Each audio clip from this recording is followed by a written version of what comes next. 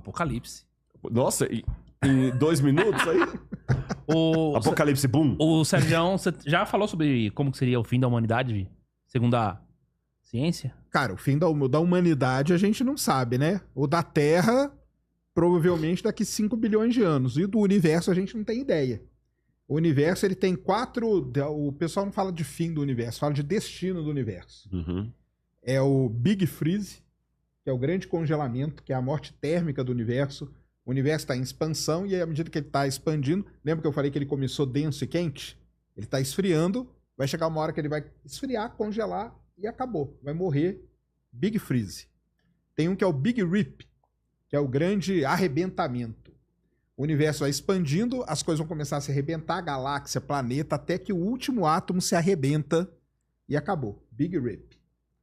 Tem um que é o Big Bounce, que é o que o universo nunca teve início e nunca vai ter fim. Uhum. O universo ele expande até um certo ponto, volta até um certo ponto. Expande O e volta. Stephen Hawking... Esse aí é do Roger Penrose. Ah, tá. Esse aí do Big Bounce é do Roger Penrose. E tem o Big Crunch, que o universo está expandindo, ele vai parar uma hora e depois vai começar a se contrair tudo. Qual que é? Não sabemos qual vai ser, entendeu?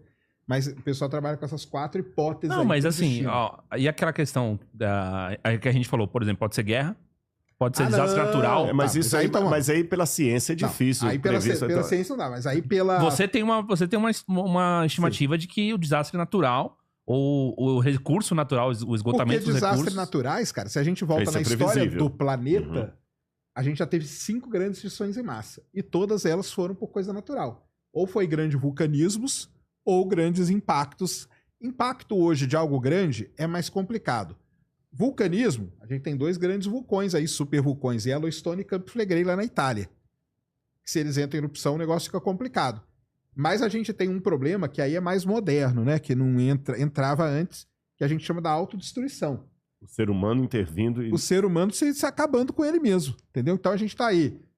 Vai ter guerra nuclear? Não vai, entendeu? A gente tá sempre nessa linha e até o Trump assumir, né? Até o Trump assumir, a gente tá nessa... Tem o quê? 10 dias pra definir isso aí, entendeu? Dá medo pra caramba, cara. Você não sabe o que acontece e pode ser um fim, pode ser ligado a isso. Um fim ligado à mudança climática, que nós estamos ferrando o planeta, tal, não sei o quê. Eu ainda tenho uma pequena, muito pequena esperança na humanidade. Tá. Que na hora que a água bater ali na bunda e não for muito tarde, aí todo mundo se une e vamos salvar, entendeu? Mas não sei se todo mundo tem tanta esperança assim e nem quem manda em tudo se um confia no outro, né? Mas a autodestruição, mas aí não acaba com o planeta, né? Acaba com a humanidade. É. E também não vai acabar com todo mundo, vai sobrar uma meia dúzia aí. Isso aí com certeza vai. Mas uma guerra nuclear... Uma guerra nuclear é muito perigosa, né? Só quem comprar o bunker Só quem lá. tiver seu bunker. Quem tiver bunker, aí vai. Aí nós vamos viver depois num mundo pós-apocalíptico. Como é que chama aquele das motocas? Ou Mad Max. Mad Max, né? Ou Mad Max, ou Day After. Aí mesmo tem uma série de filmes pós-apocalípticos. Fallout agora, né? Que tá famoso, né? Que é baseado no jogo lá, mas a série, né? Fallout, ela mostra um mundo pós-apocalíptico. É um negócio... Então, assim, cara, como que vai ser? Doenças, você acha que não? Doença, cara? Cara, doença, eu acho que doença é mais difícil, entendeu? Embora possa ter outras pandemias aí, mas eu acho que nós estamos hoje num nível de desenvolvimento científico e a Covid mostrou isso, entendeu? Da velocidade que foi da gente fazer vacina, foi muito rápido, cara. Foi muito rápido. Muito rápido. Entendeu? Foi muito rápido. Ah, porque não testou de cara. Não tinha tempo de testar, galera. Entendeu? Era aquilo pra salvar uma galera ou ia morrer, sei lá, 10 vezes mais do que morreu. Entendeu? E conseguiram segurar. Querendo ou não, você gostando ou não, a vacina segurou. E aí tem um desenvolvimento tecnológico, né? Então nós estamos hoje num nível que se surgir uma outra pandemia, vai ser problema, mas aí nós temos a tecnologia ao nosso favor, pelo menos nesse ponto hoje, né? Então, desse lado, é isso aí. Bom, isso aí. Agora, qual vai ser o apocalipse de tudo? Sei lá. Eu acho triste porque o que tá apontando mais é uma autodestruição. E isso é triste pra caramba. Infelizmente. Isso é triste. Biblicamente, Deus fez um bom trabalho, porque o organismo humano está sobrevivendo até hoje. Então, biblicamente falando, até a questão das doenças aí, Não estou tirando o valor da vacina, mas o próprio organismo vai começar a produzir Também. anticorpos. Você entendeu? Vai matar uma galera, mas alguém sobrevive. Então, quer dizer, tendo um criador como eu creio, ele fez um bom trabalho. Porque o nosso corpo, não o nosso individual, mas o nosso coletivamente falando, Corpo ele ser tem humano, um né? poder de resiliência tremendo. Que você vê, ele falou das catástrofes que houve no mundo aí, e o ser humano está sobrevivendo, mudança de climas, e aí você tem o fenotipo, o genotipo, aí você vê como é que a coloração... Porque mesmo que você não acredite na Bíblia, nós todos somos descendentes de um mesmo casal lá atrás. Porque não são raças humanas, é uma raça humana. Então, alguns já adquiriram a pele mais morena, outros mais clara, um cabelo de um jeito, outros mais alto e tudo mais, para adaptar as diferentes regiões do Isso que eu ia mundo. falar, a adaptação do ser humano, ela é É incrível, incrível que você tem o ser humano sobrevivendo em lugar com 40 graus abaixo de zero e também no Bereber com 50 graus acima. E tem ser humano lá. Você tá entendendo? Então isso é incrível.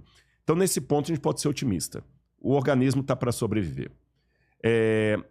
O Apocalipse, ele é uma mescla de uma parte negativa, otimista, outra pessimista. A parte pessimista é que o Apocalipse não acredita no critério humano para resolver os problemas. O Apocalipse tem uma parte, o Apocalipse capítulo 10, que fala: e os homens não se arrependeram, mesmo em faixa, esses flagelos para darem glória a Deus. A tradução disso aí para mim cara, o quanto você confia na humanidade. Exatamente, o quanto você confia na humanidade. Em Apocalipse capítulo 11, verso 19, tem uma parte que chama atenção. Fala o seguinte: chegou, porém, o tempo da tua ira, e o tempo para julgarem os vivos e os mortos, e dar o galardão aos teus servos, os profetas, e para destruíres os que destroem a terra. É interessante que essa frase, escrita no ano 90 de nossa era, não tem sentido nenhum. Até no grego está com o artigo rege, a terra. João deve ter escrito isso, e eu penso, o que é destruir a terra? Não tinha como o homem destruir a terra. Sim. Você entendeu? Eles podiam destruir uma mata, destruir uma fortaleza, destruir a terra. E ele falou que chegaria o tempo de Deus destruir os que destroem a terra. E ali fala dos flagelos que iam acompanhar esse tempo. Então fala, por exemplo, do sol esquentando sobre os homens, das fontes d'água e mar se tornando como sangue de morto. Interessante que sangue de morto não é vermelho, é escuro, é fétido, é quase coagulado. Então, será que já não é um pouco da poluição que nós estamos vendo? Embora eu acredite que essas pragas do Apocalipse, elas são um fenômeno que vai acontecer mais à frente, porém, gotas delas já podem estar chegando de alerta do que vai acontecer. Então, esse é o lado pessimista. O lado otimista é que Deus vai intervir na história antes que o ser humano aperte o gatilho contra a cabeça. E aí vem a volta de Jesus com poder e grande glória, onde ele vai restabelecer a ordem mundial, a paz, vai extirpar a morte, o sofrimento, a solidão. E é isso que aqueles que têm fé, pelo menos na versão bíblica, estão esperando. A segunda vinda de Cristo. Agora, enquanto ele não vem, isso aqui eu preciso fechar com isso, eu estou na esperança da vida dele, eu quero a vinda dele, eu almejo a vida dele, é o que eu mais quero. Mas enquanto ele não vem, eu tenho uma obrigação bíblica de preservar a natureza.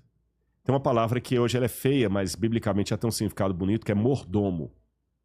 A mordomia cristã. A mordomia não é ficar deitado numa rede, tomando água de coco e todo mundo servindo. A mordomia é o sentido mordomo em inglês, aquele que cuida, que preserva com carinho tudo para o seu Senhor. Então nós temos a obrigação de cuidar como mordomos da natureza de Deus. Deus colocou Adão e Eva no Éden para eles cuidarem do jardim.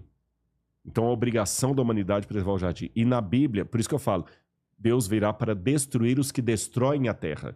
Uhum. O crime ecológico na leitura bíblica é um tipo de pecado contra o Criador.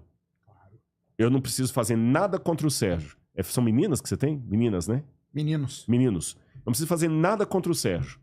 Mas se eu meter um tapa num filho dele, eu atingi ele.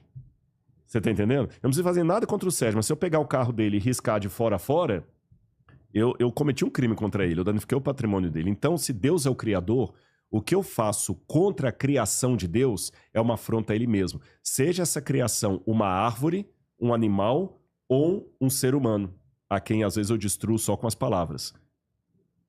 Às vezes é uma destruição, você destrói uma pessoa, você está causando a extinção daquela pessoa sem tocar nela, só depreciando aquela pessoa, sabe? As megas corporações que só querem dinheiro, dinheiro, dinheiro a troca de qualquer coisa, Deus vai cobrar isso com juros e correção monetária. É a visão bíblica do Apocalipse. tem, você falou, tem a fase das pestes. Das pragas, Das exatamente. pragas, né? Que eu acho que elas são futuras, mas gotas delas já podem estar caindo hoje. As Porque- pragas são exatamente o quê? Para mim, são eventos que... Aí o Apocalipse está escrito numa linguagem codificada. Por exemplo, fala assim, os mares, rios e fontes d'água como sangue de morto. Aí agora eu não vou ler literalmente que a água virá sangue. Sim. Mas a própria fraseologia, como sangue de morto, como é que é o sangue de um morto? É escuro, é fétido, coagulado. Aí quando você olha derramamento de petróleo, às vezes no mar, o rio Tietê, a Rio Pinheiros, parece um sangue de morto. Escuro, fétido, quase coagulado. Seriam Ou seja, sinais, né? Sinais. Sinais Você dessas entendeu? grandes... Ou seja, são sinais que Deus está dando para alertar o pessoal. Gente, acorda, eu tô voltando. Guerra não, né? Guerra também. Guerra. Só que tem Entendi. uma coisa, em um minuto eu vou falar isso aqui para não ser muito prolongado. Eu vou fazer uma pergunta que se eu fosse o Sérgio, eu faria, viu, Sérgio? Guerra sempre teve no mundo. Fome sempre teve no mundo. Terremoto sempre teve. A Bíblia não fala de vulcão, mas se falasse também vulcão sempre teve. Em que sentido guerra, essas coisas são sinais do fim? Se isso sempre teve. O Apocalipse não fala em guerra, hora nenhuma. Fala. Ah, fala. Mas com uma diferença. Tanto o Apocalipse como os sinais que Jesus dá da volta dele, ele fala de eventos mundiais. Aí eu tô voltando àquela pergunta que você fez. Entendi. Por exemplo, a marca da besta não é algo regional. Diz que toda a terra será envolvida de uma maneira que ninguém vai poder comprar ou vender senão quem tem a marca da besta ou o número do seu nome. Você tá entendendo? Então, a volta de Jesus vai ser um evento que vai contabilizar o mundo inteiro. O anticristo vai ser um governo de mundo inteiro. Aí, curiosamente falando, do Covid para trás, eu não tinha nenhum evento literalmente histórico, a não ser o dilúvio para quem acredita como eu, que eu pudesse apontar um evento mundial. A Primeira Guerra Mundial não foi mundial. Ela é simbolicamente mundial. Concorda comigo? Segunda Guerra Mundial não foi mundial. A Angola não participou. Ah, sim, não. O Afeganistão não participou. A gente chama... As grandes epidemias que houve no mundo, a gripe suína, a peste negra, não foram mundiais. Agora, desde o Covid para cá, pela primeira vez na história, estamos desenhando quadros que antes eram regionais e agora são mundiais. E o Covid mostrou isso. O palestino usou máscara, o israelense também. O iraquiano usou máscara, o iraniano também. Quem votou em Bolsonaro usou máscara, quem votou em Lula usou máscara. Quem votou em Ciro Gomes usou máscara. Quem é atleticano usa, quem cruzeirense usa, quem é ateu usa, quem é cristão usa. Todo mundo teve que usar. O mundo inteiro. Primeiro evento da história, desde Noé, que foi mundial. E a partir de lá pra cá, isso me chama atenção, galera, sem sensacionalismo. Não tô dando data pra volta de Jesus, não. Que a partir de agora... Todos os eventos mundiais de grande proporção são realmente globais. Por exemplo, a economia ela vai, de alguma forma, ter que unificar, senão ela vai colapsar. O headset não é um mito, não é teoria da conspiração. A bolsa de valores não dá mais conta do mercado, as previdências não dão mais conta, o mundo vai quebrar. Vai ter que ter uma economia mundial. Tá bom? O dinheiro virtual já está aí. A internet ela vai ter que ter uma regulamentação mundial. A inteligência artificial vai ter que ter uma regulamentação mundial. Tá certo? Não é uma questão de, mas o Lula não vai aceitar isso, mas o Trump não vai... Não é questão de aceitar. Tem que ser. É igual máscara. Eu odiava usar máscara, mas eu tinha que usar. Você tá entendendo? Vai ter que ser. Tráfico de drogas, armas e a ecologia. Então o mundo está caminhando para uma unificação global. E se houver uma guerra hoje, essa vai ser a primeira guerra mundial. Que as outras não foram.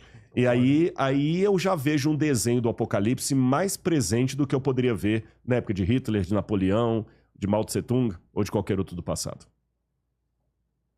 Ou seja, o Apocalipse, ainda que eu não creia, é um quadro possível.